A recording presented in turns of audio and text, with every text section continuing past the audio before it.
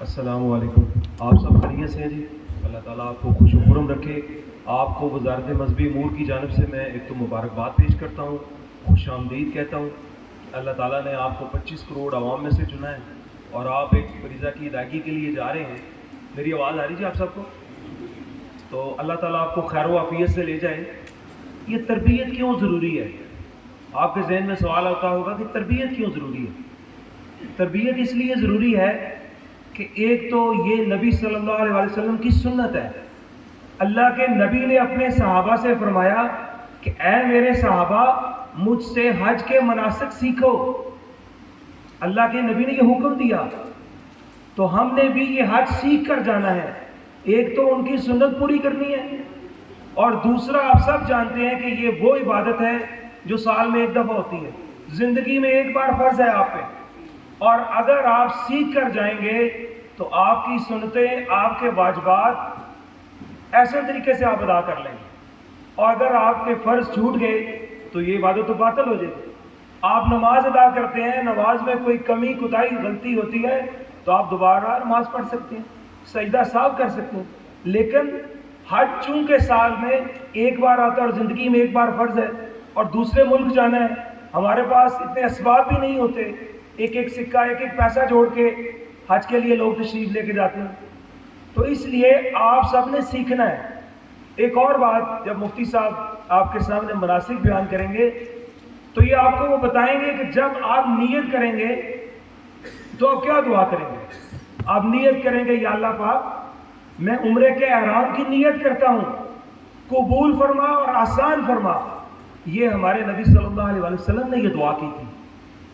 جب انہوں نے احرام باندھا تھا تو انہوں نے اللہ پاک سے یہ دعا کی, یا اللہ پاک قبول فرما اور آسان فرما. اب اس میں سے ایک بات نکلتی ہے, آسان فرما کا کیا مطلب ہے؟ اللہ کے نبی جن کے غلاموں کے پیروں کی دھول کے برابر بھی ہم نہیں ہیں, تو جب اللہ کے نبی نے یہ دعا کی کہ یا اللہ پاک آسان فرما, اس کا مطلب کیا ہے؟ اس کا مطلب یہ ہے کہ یہ مشکل عبادت ہے, تو ہم نے لازمی سیکھنا ہے. اور دوسرا, آپ اپنے ذہنوں میں بالکل کھڑکیاں کھول لیں. آپ کا میرا ایمان ہے کہ ہم جس محفل میں بیٹھے ہیں اور اس محفل میں اللہ اور اللہ کے نبی کا ذکر ہو, تو آپ سب کو پتہ ہے کہ فرشتے رہتے ہیں, برکتیں لے کے آتے ہیں, اور اللہ تعالیٰ ہمیں دیکھ رہے ہوں گے اور فرشتوں کو بتا رہے ہوں گے یہ دیکھو یہ میرے گھر آنے کی تیاری کر رہے ہیں, آج یہ جمع ہوئے ہیں, یہ سیکھنے کے لیے آئے ہوئے ہیں. اور یہی آپ کو بہت زیادہ اجر عظیم مل گیا ہوگا, کیونکہ اللہ کا وعدہ ہے ہم سے کہ جب بھی آپ کسی بھی نیکی کی نیت کرتے ہیں, آپ مسجد نماز پڑھنے کے لیے جتنے قدم چلتے ہیں وہ بھی نیکی ہیں.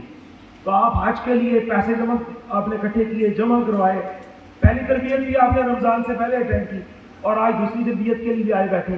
اس کے بعد آپ ویکسینیشن کروائیں گے, آپ اپنی فلائٹ کے لیے چیزیں اکٹھی کریں گے. تو یہ جو تیاری کر رہے ہوں گے آپ, تو یہ اللہ تعالیٰ خوش ہو رہے ہوں گے اور اپنے فرشتوں کو بتا رہے ہوں گے, تم تو کہہ رہے تھے یہ فساد برپا کرنے والے ہیں, یہ تو بڑے محبت والے ہیں. تو آپ سب نے, آپ کے سامنے انشاءاللہ یہ جو پریزنٹیشن پیش کی جائے گی, توجہ سے سننا ہے, غور سے سننا ہے, یہی ذہنوں میں بٹھانا ہے کہ ہمارے اوپر تو رحمتیں برس رہی ہیں, تو ہم دائیں بائیں کیوں دیکھیں, باتیں کیوں کریں, یہ ساری چیزیں توجہ سے سنیں. تو میں پریزنٹیشن کی ترتیب کے حوالے سے آپ کو بتاتا ہوں کہ پریزنٹیشن کی ترتیب کس طرح ہوگی. اس پریزنٹیشن کے 2 حصے ہوں گے. پہلے مرحلے میں انشاءاللہ انتظامی امور پر آپ کو آگاہی فراہم کی جائے گی. پہلے مرحلے میں دی جانے والی پریزنٹیشن پر ایک نظر ڈالی جائے گی. حجاج کرام کی سہولت کے لیے وزارت کے اقدامات یہ آپ کو بتائے جائیں گے. آپ کے ذہنوں میں ہوگا کہ ہم تو حج کرنے جا رہے ہیں, یہ ہمیں انتظامی امور کیوں بتا رہے ہیں؟ ذہن میں رکھیے, انتظامی امور اور مناسک لازمہ ملزوم ہیں. جس طرح آپ مسجد میں نماز ادا کرنے کے لیے جاتے ہیں, وہ اگر انتظامیہ صفوں کو صاف نہیں کرے گی, پانی کا اہتمام نہیں کرے گی, پنکھوں کا اہتمام نہیں کرے گی, تو آپ نماز نہیں ادا کر سکیں گے. اس جگہ کی صفائی نہیں کرے گی تو آپ نہیں نماز ادا کر سکتے. بالکل اسی طرح ہے, انتظامی امور مناسک کے ساتھ بہت ضروری ہیں. تو آپ نے ان چیزوں کو مد نظر رکھنا ہے. ان چیزوں کو فالو کریں گے, آپ کی سنتیں, فرائض, واجبات نہیں خراب ہوں گے, نہیں چھوٹیں گے. تو آپ نے ان چیزوں کو لازمی دیکھنا ہے. یہ بھی اتنی امپورٹنٹ ہے جتنے مناسک امپورٹنٹ ہے. ریاض الجنہ میں نوافل ادا کرنے کے لیے جو نسخ ہے, آپ کی مدد آپ نے لینی ہے, اس پہ رجسٹر کیسے ہونا ہے, اجازت کیسے لینی ہے انشاءاللہ وہ بھی آپ کو بتایا جائے گا. حاجی کیمپس میں کون سی سہولیات دستیاب ہوں گی یہ بھی آپ کو بتایا جائے گا. حرمین میں حاضری کے آداب یہ انشاءاللہ میں آپ کے سامنے بھی پیش کرتا ہوں. ایئر لائنس کی زمزم اور وزن پالیسی, آپ سب کو فلائٹ شیڈول مل گیا ہے, آپ کو پتہ ہے اب ہم نے کب جانا ہے. آپ کے ذہنوں میں یہ بھی سوال ہوگا کہ میری پی آئی اے ہے, میری سعودی ایئر لائن ہے, ایئر سیال ہے, جو بھی آپ کی ایئر لائن ہے, ان کی وزن پالیسی کیا ہے. اور دوسرا, میں نے جب حج کر کے واپس آنا ہے تو میں نے اپنے پیاروں کے لیے تحفہ لانا ہے کھجوروں کا, زمزم کا. تو زمزم کون دے گا, کب دے گا, کتنا ہوگا, تو وہ بھی آپ کو بتایا جائے گا. ایمرجنسی کی صورت میں احتیاطی تدابیر, جیسے آپ کے سامنے ریسکیو 112 والوں نے آپ کے سامنے ایک مظاہرہ پیش کیا. میں بھی 3-4 سلائیڈیں جو ہیٹ سٹروک کے حوالے سے ہے وہ آپ کو گوش گزار کروں گا. اس کے بعد جو خواتین میری بہنیں جا رہی ہیں حج پہ, ان کے اسپیسیفک ایشوز کے حوالے سے بھی رہنمائی فراہم کریں گے. ایک آدھ سلائیڈ ہے. اس کے علاوہ جو آج کل ہم سب کا بڑا مسئلہ ہے گداگری, یہ سعودیہ میں بھی شروع ہو گئی ہے, اور اس میں دوسرے ملکوں کے تو لوگ عموماً اور ہم تو خصوصاً شامل ہیں. تو اس پر بھی جو ہماری اخلاقی ذمہ داری ہے, یہ ایک سلائیڈ آپ کے سامنے رکھی جائے گی. میں شروع کرتا ہوں. دوران ایمرجنسی آپ کو ریسکیو 112 نے CPR کرنے کا طریقہ بتایا. کچھ چیزیں موٹی موٹی میں بھی آپ کو بتا دیتا ہوں. چلے جی آگے. حج کے دوران کسی بھی قسم کی ایمرجنسی پیش آ سکتی ہے. آگ بھڑک سکتی ہے, بھگدڑ مچ سکتی ہے, یہ نارملی ہوتا ہے. لاکھوں کی تعداد میں لوگ ہوں گے, شیطان کو کنکریاں مارنے جا رہے ہوں گے, بھگدڑ مچ سکتی ہے. کمرے یا خانے میں دھواں بڑھ سکتا ہے. آگے چلے. شارٹ سرکٹ ہو سکتا ہے. آپ موبائل فون چارج کر رہے ہیں, بہن کوئی استری کر رہی ہے, کیٹل میں چائے بنا رہے ہیں, کوئی شارٹ سرکٹ ہو سکتا ہے. اور قدرتی آفت کوئی آ سکتی ہے. 2015 میں کرین گری تھی, طوفان آیا تھا. تو اللہ نہ کرے, میری تو دعا ہے کہ آپ سب خیر و عافیت سے جائیں اور خیر و عافیت سے اپنے پیاروں میں واپس آئیں. لیکن کچھ بھی ہو سکتا ہے, اللہ کی طرف سے ہوگا جو بھی ہونا ہے. تو آپ سب نے احتیاطیوں کو لازمی مد نظر رکھنا ہے.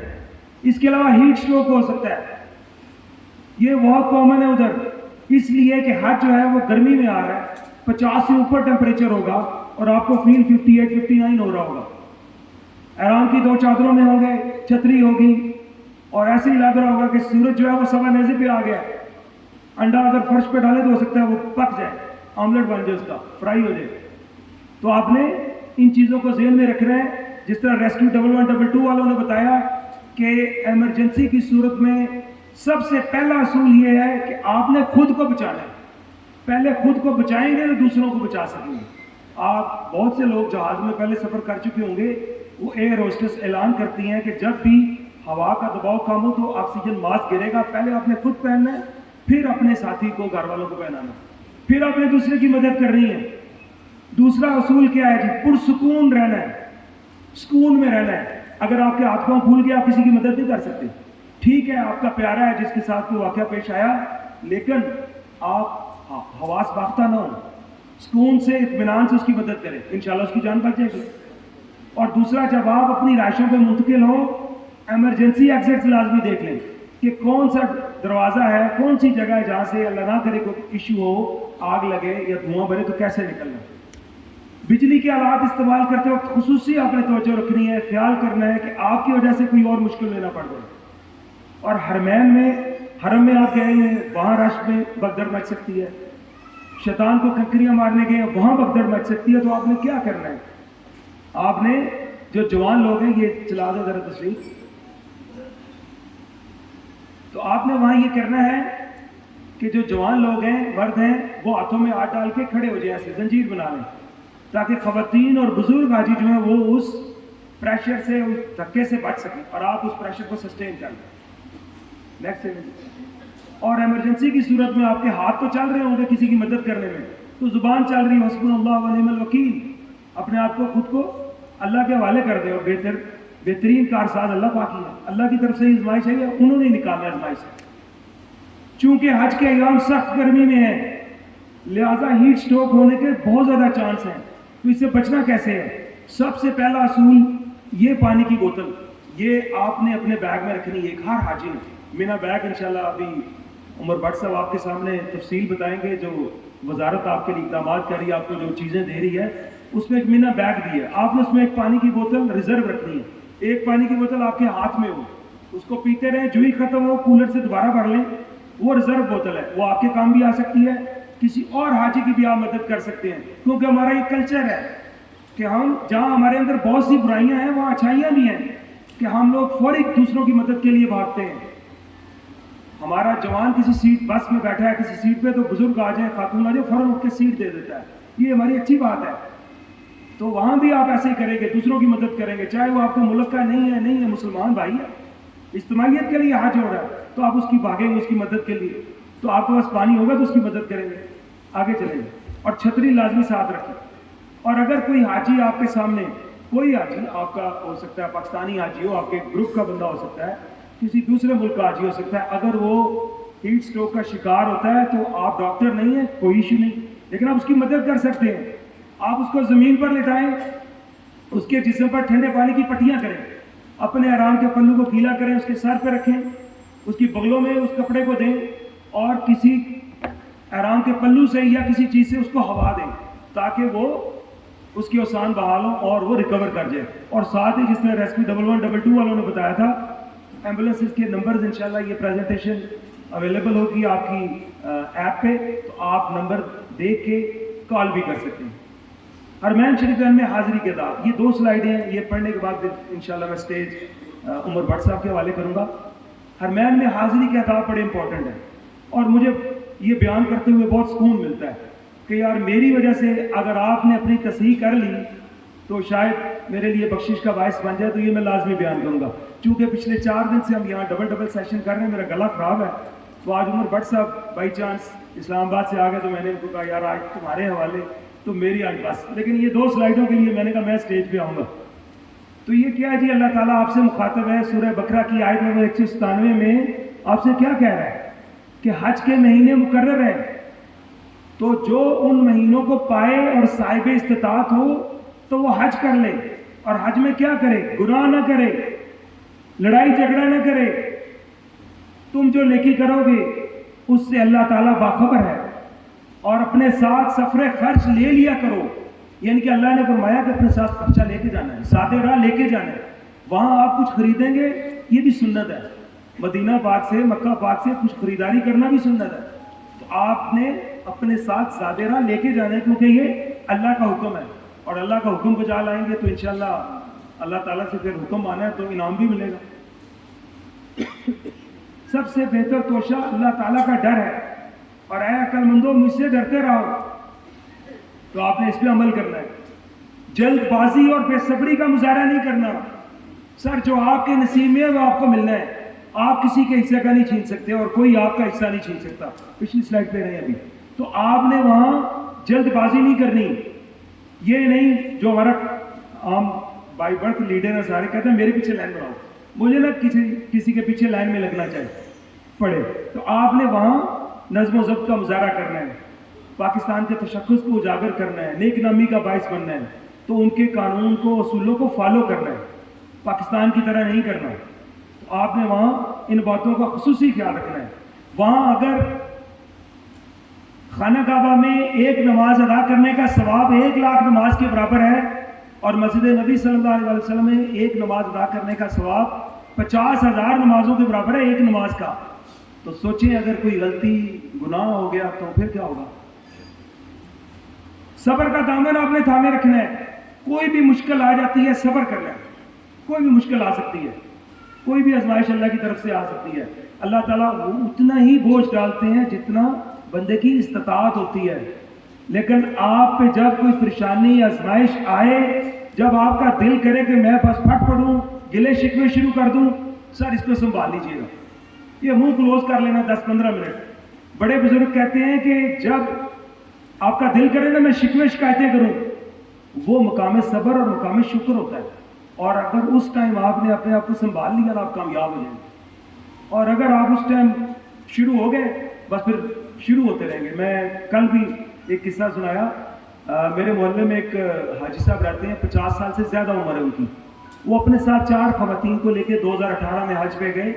ایک ان کی نانی تھی جو 100+ تھیں, والدہ 80 کے قریب تھیں, 2 ان کی خالائیں تھیں جو بھی وہ بھی 75-80 کے قریب تھیں. چاروں خواتین بزرگ خواتین اور ویل چیئر والی خواتین. تو وہ ان کے ساتھ گئے, وہ اکیلے مرد تھے. سر میں جب بھی ان کو فون کرتا تھا کہ آپ کیسے ہیں, وہ کہتے تھے اللہ کا بڑا شکر ہے, اللہ کا بہت فضل, تو میں ان کو کہتا تھا آپ کی بلڈنگ کی وہ شکایت آئی ہے کھانے کا کوئی ٹیسٹ ٹھیک نہیں ہے, مرچ زیادہ ہے یا مرچ کم ہے. انہوں نے کہا کوئی مسئلہ ہی نہیں, ہم یہاں کھانے کھانے آئے ہیں, ہم تو اللہ کا عبادت کرنے آئے ہیں, جو ملتا ہے صبر شکر سے کھا لیتے, کوئی ٹینشن ہی نہیں ہے. سر وہ 5 دن جو حج کے ہیں ان میں بھی چلے گئے.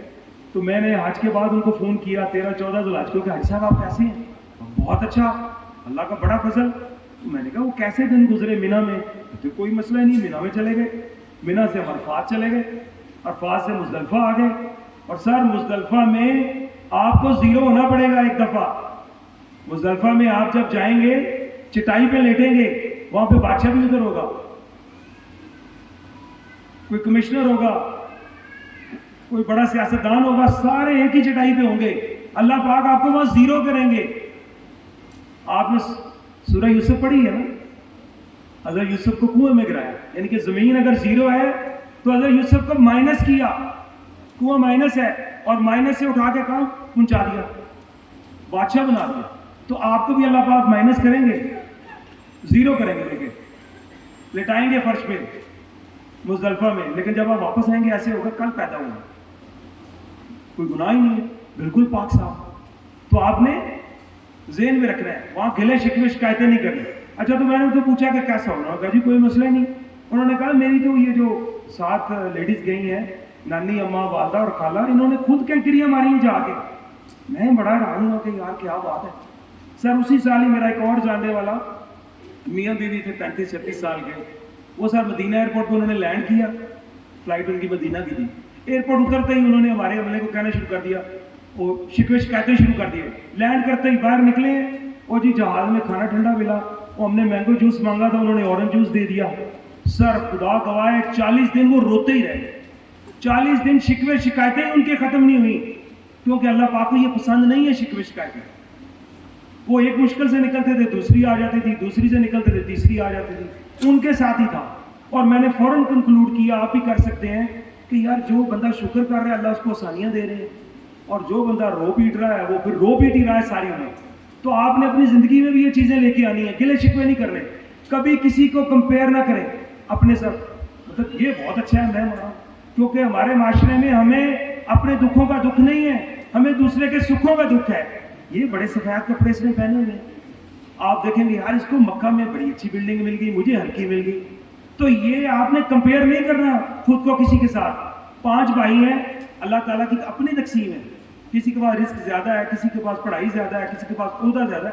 اللہ کا نظام ہے, اللہ دے کے بھی ازماتے ہیں, لے کے بھی ازماتے ہیں. تو آپ نے ان چھوٹی چھوٹی چیزوں سے نکلنا ہے. حج تو ہے اسی کا نام. آپ کا ہمارا مطمع نظر کیا ہے کہ حج پہ جائیں, گناہوں سے پاک ہو جائیں اور جنت مل جائے, ہے نا جی؟ جنت کی خواہش ہے نا, اسی لیے آپ سب آئے ہوئے ہیں. تو اللہ تعالیٰ ہم سب کو جنت میں بھی ایک دوسرے کا ساتھ نصیب کرے. آگے چلیں, یہ آخری سلائیڈ ہے, میں آپ کی سمجھ خراشی کر رہا ہوں. حرمین میں حاضری کے لیے پاکی کا خاص خیال رکھیں, اپنی آوازوں کو پست رکھیں. روضہ رسول صلی اللہ علیہ وسلم پہ جب آپ تشریف لے جائیں, مرد حضرات جب جائیں گے تو جب ادھر سے سلام پیش کرنے کے لیے گزریں گے, یہ جالیوں کے اوپر یہ ایک آیت لکھی ہوئی ہے جس کا مفہوم یہ ہے کہ اے ایمان والو, اپنی آوازیں نبی صلی اللہ علیہ وسلم کی آوازوں سے پست رکھو. اور ہم کیا کرتے ہیں, موبائل نکالا, سیلفیاں لی, ویڈیو کال پاکستان میں پہنچ گیا ہوں. وہاں تو مفتی صاحب آپ کو بتائیں کہ جب آپ نے استلام بھی حجر اسود کا کرنا ہے, اس طرح کی آواز بھی نہیں آنی چاہیے. اور ہم وہاں کیا کرتے ہیں, گلے پھاڑ پھاڑ کے لوگوں کی چگلیاں, لوگوں کی برائیاں کر رہے ہوتے ہیں, اور فونوں پہ لگے ہوئے ہوتے ہیں. ہماری توجہ ہی نہیں ہوتی کہ ہم کس جگہ آئے ہوئے ہیں. یہاں تو فرشتے بھی ادب سے کھڑے ہوتے ہیں اور ہم وہاں بے ادبی کی انتہا کر دیتے ہیں. لیکن ہم انسان ہیں, ہم خطاؤں کے پتلے, ہم سے غلطیاں, کمیاں, کوتاہیاں ہوں گی. لیکن اچھا انسان وہی ہے جو اپنی غلطی پہ ڈٹتا نہیں ہے بلکہ اپنی غلطی سے سیکھتا ہے. تو آپ نے بھی, ہم سب نے غلطیاں کی ہوں گی, بار بار کریں گے, لیکن عقل مندی کا تقاضا یہ ہے کہ آپ ان غلطیوں سے سیکھیں.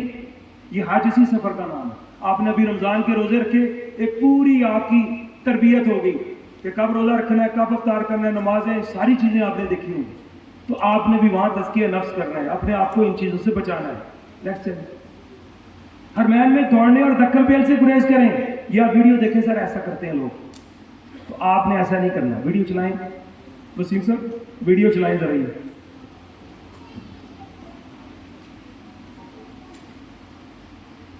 سر ایسے نہیں کرنا, ایسے نہیں بھاگنا آپ نے. مسجد کا تقدس, اور یہ تو مسجدوں کی امام مسجد, تو یہاں پہ کیا ہم ایسے کرتے ہیں.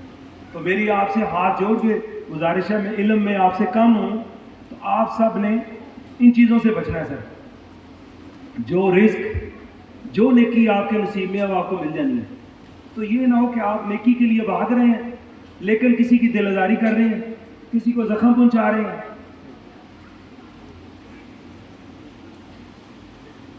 بند کریں جس کو, نیکسٹ چلتے ہیں. حرمین میں لڑائی جھگڑا اور گالی گلوچ سے اجتناب کرنا ہے. پاکستان میں بھی ان چیزوں سے بچنا ہے, اور وہاں تو خصوصی آپ نے بچنا ہے. تو آپ سب سے گزارش ہوگی ان 40 دنوں میں یا 25 دنوں میں جو بھی آپ کا پیکج ہے, ان چیزوں سے پرہیز کریں گے تو واپس آئیں گے تو ان چیزوں سے انشاءاللہ پاک ہوں گے. تو آپ نے احتیاط کرنی ہے. حرمین میں صفائی کا خاص خیال رکھیں. آپ حرم جائیں, اعتکاف کی نیت کریں, نمازیں پڑھیں, اللہ کی نعمتیں کھائیں. وہاں مسجد نبی میں بیٹھ کے اپنے گھر والوں کے ساتھ کھائیں, بالکل بڑی وہ مقدس جگہ ہے, کھائیں پیئیں گے, کوئی مسئلہ نہیں. لیکن احتیاط یہ ہے کہ آپ نے کھانے پینے کی چیزیں ارد گرد نہیں بکھیرنی. صفائی کر کے وہ ڈسٹ بن میں ڈال دیں. ادھر وہ وہاں صفائی کا اچھا انتظام ہے, وہ پھر رہے ہوتے ہیں, تو آپ ان کو وہ دے دیں, لیکن صفائی کا خاص خیال رکھنا ہے. آپ سب کا بہت شکریہ, اور میں معذرت خواہ ہوں اگر میری کسی بات سے آپ کی دل آزاری ہوئی ہو. اب میں عمر بٹ صاحب جو ہمارے اسسٹنٹ ڈائریکٹر ہیں میڈیا کے, ان سے گزارش کروں گا کہ وہ آگے کنٹینیو کریں گے. آپ سب کا بہت شکریہ.